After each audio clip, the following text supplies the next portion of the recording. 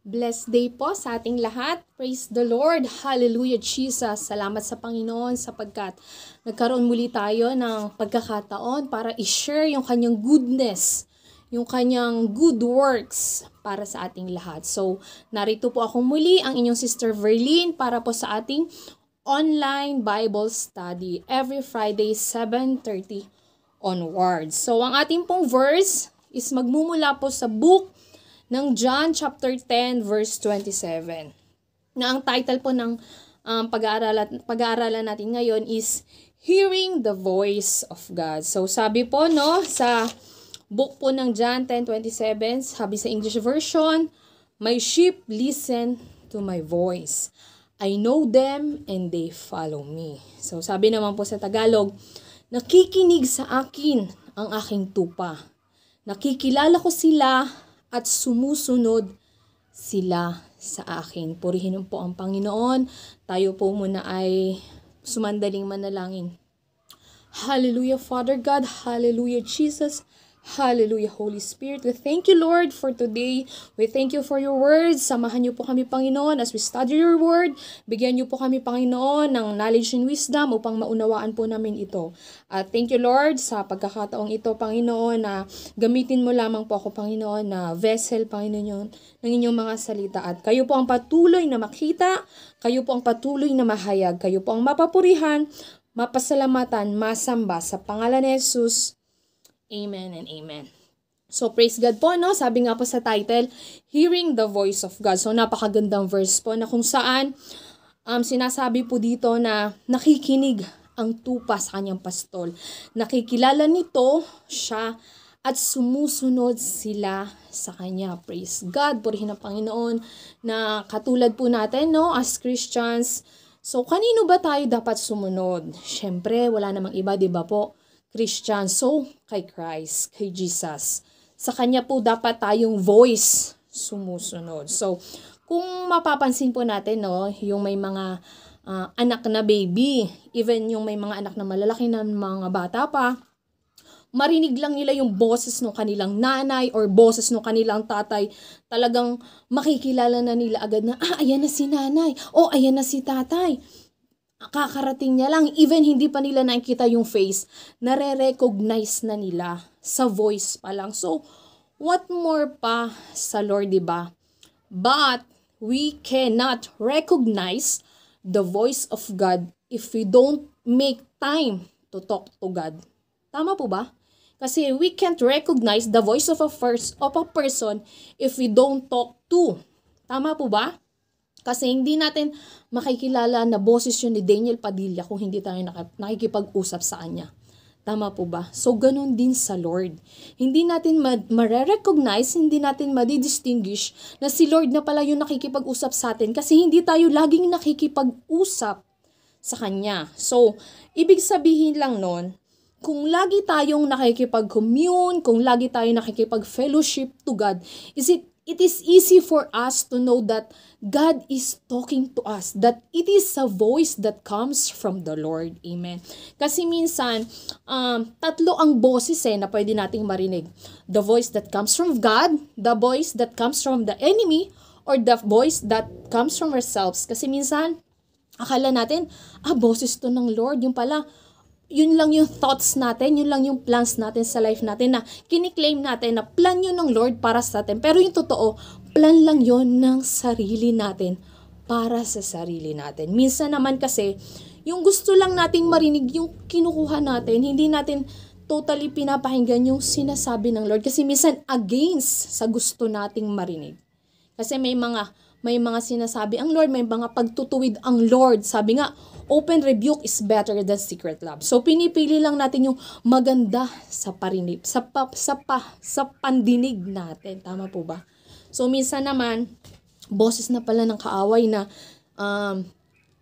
binabato ng negative thoughts na akala natin, yung parang sinasabi ng Lord sa atin na, hindi mo deserve yan, hindi mo ganun. Hindi naman ganun ng Diyos, di ba? Yung mga negative thoughts, yung mga negative feelings, hindi naman yun nagmumula sa Panginoon. So, hindi yun from God. Amen. So, lagi nating itanong, no, boses na ba ito ng Diyos? Boses ba ito ng kaaway? O boses lang ito ng sarili natin? So, meron po ako ditong tatlo na inilagay o isunulat kung paano ba natin malalaman na boses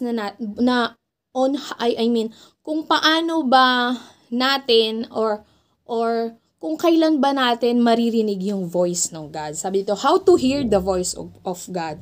So, isa po dito is yung by reading His words. Amen. Alam naman natin na ang bawat salita ay kinasihan ng Diyos. Amen. Ibig sabihin, salita ito ng Panginoon. So, alam natin na every time we read the Bible, God talking to us. So, it is God's voice. Sabi nga sa Matthew chapter 4, verse 4, Jesus answered, it is written, man does not live on bread alone, but on every word that comes from the mouth of God.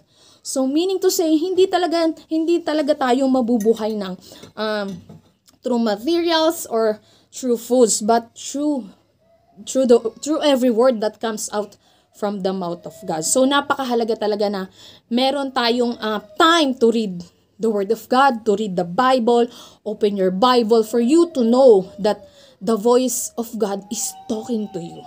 Amen. With clarity, with simplicity. And the next po is yung by praying to God. Napakahalaga po nito, no? Through prayer. Kasi through prayer, we have a fellowship to God. We have a communion to God. Amen.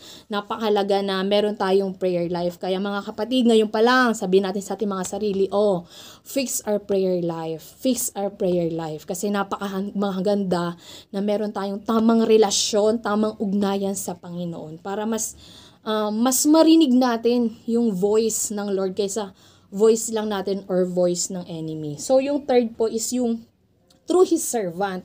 Minsan, a-attend tayo ng church, no?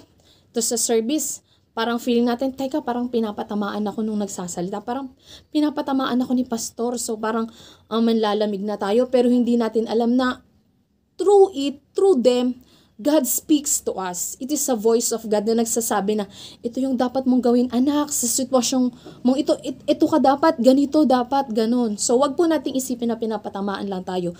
Isipin natin na God used them to talk to us. That it is a voice that comes from the Lord. Amen. Praise God po ba, no? Kaya lagi po nating sikapin sa araw-araw na let us ask God to open our ears to hear His voice. Amen. To hear Him with clarity and simplicity. Amen. Praise God po, no? Napakabuti po ng Diyos sapagkat meron siyang mga salita na patuloy sa kanyang mga salita, patuloy na pinapaunawa niya sa atin yung mga dapat nating alalahanin. Na katulad nga po ng tupa, no po, kahit pagrambulin mo yan, kahit tatlo yung may-ari ng tupa, alam ng tupa kung sino ang kanyang pastol. Sumutsit lang yan, alam niya kung kaninong pastol siya pupunta. Kasi he really knows his shepherd. Alam na alam niya. So sana ganun din tayo sa Panginoon na may sabihin lang sa atin ng ating Panginoong Diyos kahit napakahina, kahit napakasimple na Verlin, ganun, diba? Sana marinig natin. Sana ma-recognize natin na ang ating Panginoong Diyos na yung nagsasalita sa atin. Amen. Na sabihin lang ng Lord na, anak, mahal kita. Praise the Lord. Kasi naalala ko nga yung preaching ni Pastora Joy, no, na inuulit, pag mahal ng Diyos, inuulit-ulit niya yung pangalan. So, tingin ko ganun niya tayo tatawagin na inuulit-ulit. Tapos, i-remind sa atin ng Panginoon na kung ano yung mensaheng gusto niyang iparating sa atin. At meron pa po palang isa, yung true dreams. Kasi even si Joseph, no, nangusap ang Lord sa kanya true dreams na kung paano niyang ipinakita kay Joseph na ganito yung magiging future mo, ganito yung magiging future ng family mo, na magiging head ka someday, na nagkaroon nga po ng famine, di ba po? Na nahayag yung dreams na yon na naging totoo sa buhay ni Joseph. Kaya maging sensitive po tayo, no? At kung gusto nating ma-hear yung voice ng Lord, magkaroon tayo ng intimacy, magkaroon tayo ng relationship to God. Yung talagang bigyan natin ng time, yung magkaroon tayo ng time to go to church, time to attend Bible study like this, time to read the Bible every day para mas ma-recognize natin kung ano ba yung totoong boses ng Lord sa atin. Yung hindi tayo ma-deceive na baka boses na ng kaaway, baka boses lang ng sarili natin. So, praise God, no? Bagamat maiksi lang, I do believe na yung Lord naman siya yung laging magbibigay sa atin ng kaunawaan. And lagi po nating ma-remind that hearing the voice of God gives us strength, give us assurance, give us peace, hope, and give us love. Amen. Glory to God. Samahan niyo po ako sa closing prayer. Hallelujah, Father God. Hallelujah, Jesus. Hallelujah, Holy Spirit. We thank you, Lord, for your word na patuloy po, Panginoon, nagre-remind sa amin, Panginoon, kung paano po ba kami mamumuhay ng ayon sa inyong kalooban. As we study your word, Lord God, nawa po, Panginoon, mas marinig po namin yung boses, bagamat simple lang at hindi ganun kalakas, mas maunawaan po namin na kayo po yung nangungusap sa amin, Panginoon. Help us, Panginoon, na mas lumago po, Panginoon, yung prayer life namin, yung time namin sa pagbabasa ng inyong salita, at sa pakikinig po namin ng inyong mga sila. Salamat po, Panginoon, sa araw na to. Patuloy niyo pong i-bless yung aking mga kapatid. Patuloy niyo po silang abutin, Panginoon.